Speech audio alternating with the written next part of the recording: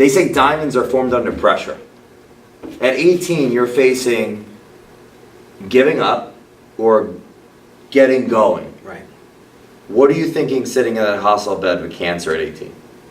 So I lived for about a year in and out of Jefferson Hospital in Philly. 4 major operations, removed all kinds of organs, lymph nodes. I'm missing 2 lobes of my left lung, 2 ribs. I mean, just chopped up, scarred all throughout. I believe it was 8 cycles of chemotherapy, right? But from day 1, when I went in, I knew I was going out. Meaning, I was walking out alive. This was not going to take me out. And as I was in there, and sometimes I have to be in there for 5 days at a shot, or sometimes for a week, or I was get my treatment, go home, back and forth all the time. Operation, recover for a month in the hospital. And I started forming friendships with the people in the cancer ward on the floor. And they all started dying. Huh. And I would come back and Art wasn't there anymore, you know? And it created more of a resolve in me to say, I'm walking out of here. You know what I mean? I don't care how long it takes, but I'm not going out like that, you know? So yeah, that's kind of how it started.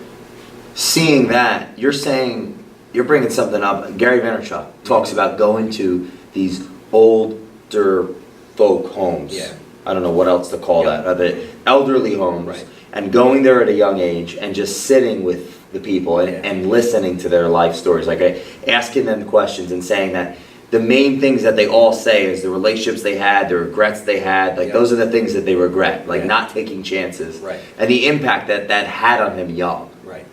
Like formed this, just every day is the most important day. Right, right. Can you empathize with that? I can, but I also forget. So in other words, 100% I can.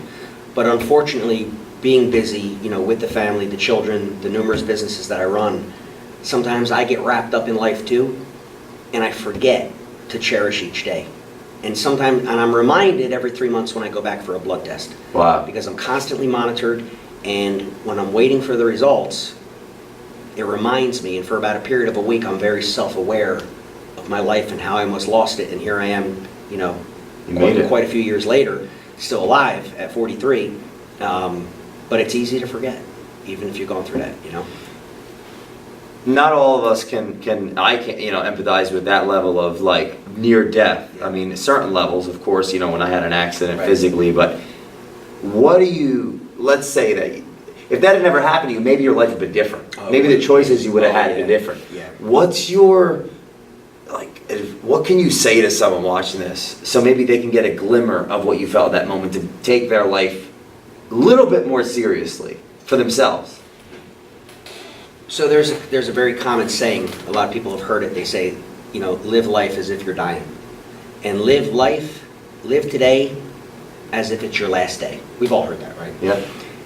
I think it's more impactful to take it a step further and live life as if it was your loved one's last day.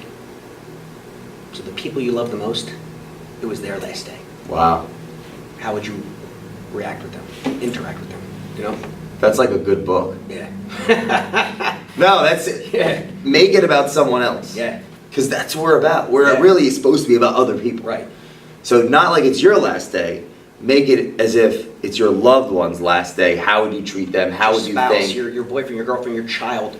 And I know it sounds morbid, but Gary Vee talks about that too. Yeah. If this was your child's last day on earth, you know, how would you treat them? Would you be upset when they spill the milk? Would you be upset when they're screaming too loud, you're trying to make a phone call? Just puts things in perspective, you know?